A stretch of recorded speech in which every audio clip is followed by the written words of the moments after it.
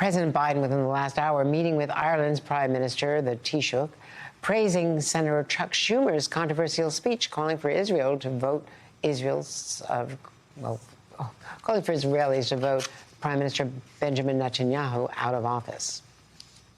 He made a good speech, and I think he expressed a serious concern, shared not only by him but by many Americans. And Schumer had also said in that speech on the floor yesterday that Netanyahu is an obstacle to peace in Gaza. This as Israel's war cabinet met today to consider a new ceasefire offer from Hamas, which apparently did identify hostages it would be releasing, but also demanded the release of 100 Palestinians who were serving life sentences. Also, the ratio of Palestinians to hostages being released caused Netanyahu apparently to initially reject the new offer, calling it unrealistic. But he did agree to send a delegation to Qatar to discuss it. So negotiations may be resuming. And that aid ship carrying 200 tons of food from World Central Kitchen arrived off the coast of Gaza today. One pallet has just been offloaded. If the new sea route is successful, it would be, though, a drop in the bucket for what is really needed to deal with the famine crisis throughout Gaza. And that would require Israel beginning to permit more overland deliveries. Joining us now is White House National Security Communications Advisor John Kirby, Assistant to the President for the NSC, John Kirby. John, thank you very much. So much has been happening just today, in the last hour. In the last hour, the President appearing to endorse Senator Schumer's comments that he called a good speech. That's praise from the President of the United States in the Oval Office. That clearly was thought out. Oh, the president has great respect for Leader Schumer, as you know, Andrea. And he also has respect for the passion with which Leader Schumer spoke yesterday. And he knows where it's coming from when it comes to Chuck Schumer.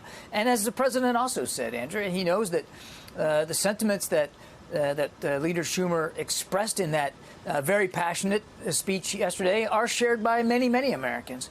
The president, for his part, is going to keep working, as he has been, with Prime Minister Netanyahu and that war cabinet that you talked about just a couple of seconds ago, to make sure that more humanitarian assistance can get in and that we can do better to alleviate the suffering of the Gazan people. We know that Israel has a right to defend themselves, and we're going to continue to help them do that. But they also have a special obligation to take care of those innocent civilians, and we're going to keep talking to them about that, too. The president had a choice about the words he would use by calling it a good speech and saying that he understands Chuck Schumer, has respect for him, and understands Chuck Schumer's passion, views of many Americans being represented. Does he agree with those views that Prime Minister Netanyahu is an obstacle to peace? The president knows that the Israeli people get to determine who their elected government representatives are. Well, of course. That's what democracy is all about, and he respects that. And he has been nothing but candid and forthright with the prime minister about ways in which we think things can be done differently, things can be done better, things can be done a little bit more stridently to get more assistance into the people of Gaza and to reduce the number of civilian casualties. I mean, my goodness, these are two guys that have no problem being honest with one another, and I can assure you that the president has done that. That is in private, and of course, those differences have been expressed by others and by Secretary Blinken. But does the President of the United States think that the Prime Minister of Israel is an obstacle to peace? The president will continue to work with Prime Minister Netanyahu and his war cabinet, again, to do everything we can to alleviate that humanitarian suffering in Gaza. Now, look, we've been honest, Andrea, that there have been times in not too distant past here, as in recent days, where we don't believe that the Israelis have done as much as they can do and should do to increase the level of trucks getting into Gaza, that there have been some obstacles to moving forward in terms of getting them the food, the water, medicine, the fuel that they need. And we've been very, very frank about that. Let me just say that question was not answered 3 times. That's all right. That was your answer. Let's move on to the fact that Israel says it has now presented a plan for Rafah. Its implication is that that is the military plan, which we've been waiting for.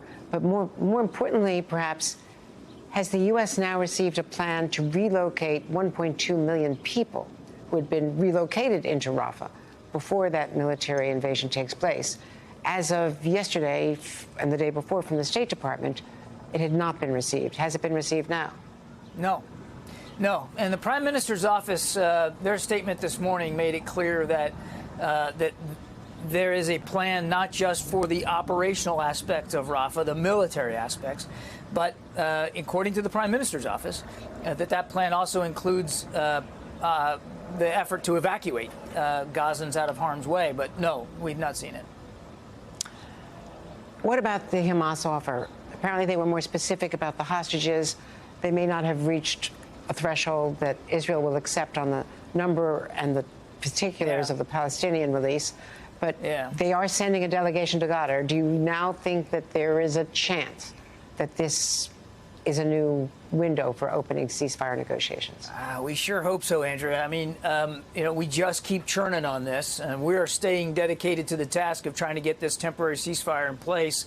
As I understand it, the Israeli War Cabinet was meeting this morning to talk about this new Hamas proposal, or this counter proposal, if you want to call it that. I don't know where they're going to come out on this. I don't know if they've made any decisions about it. It is encouraging that they are willing to send a team to Doha to continue the talks. So, I mean, again, we're cautiously optimistic that things are moving in the right direction. But again, until you have everything negotiated, you really don't have anything negotiated. So we have to stay at that task.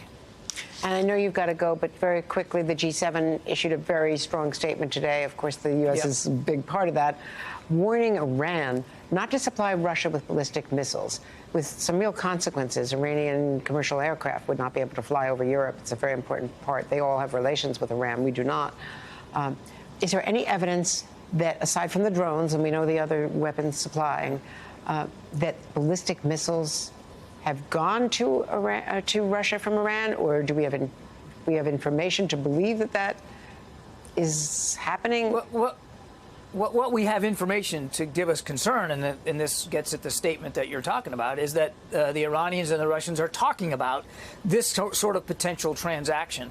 And, of course, that would be greatly destabilizing, not just to the region, but, of course, to the people of Ukraine. So that's what prompted the statement by the G7. You're right, we're a part of that. We endorse that statement. There would be severe consequences should Iran choose to move in that path.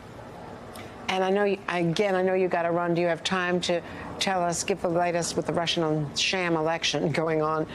What is the latest hope for getting any kind of U.S. aid? I know you did the $300 million. That's, quote, nice, but they need the billions of dollars in that supplemental.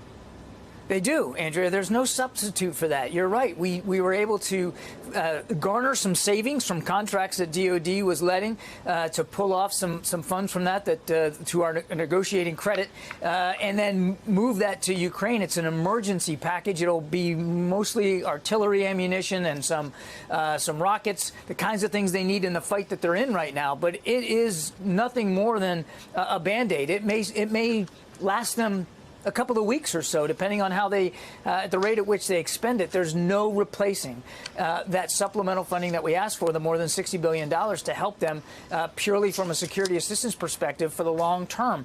They are up against it, Andrea, especially in the Donbass. The Russians continue to move west. Now, they're not moving at a great rate, a little bit of gains every day or so, but by no means are they backing up. And they are going right up against now those lines of defense that the Ukrainians are hastily trying to install and to protect as the Russians are on the move. This is a critical time for them in the battlefield, particularly in that Donbass area in Luhansk and Donetsk. That's where the Russians are putting their pressure. That's where we need to help them answer that pressure. John Kirby, as always, we're grateful to you. Thank you very much for being with us today. Yes, ma'am.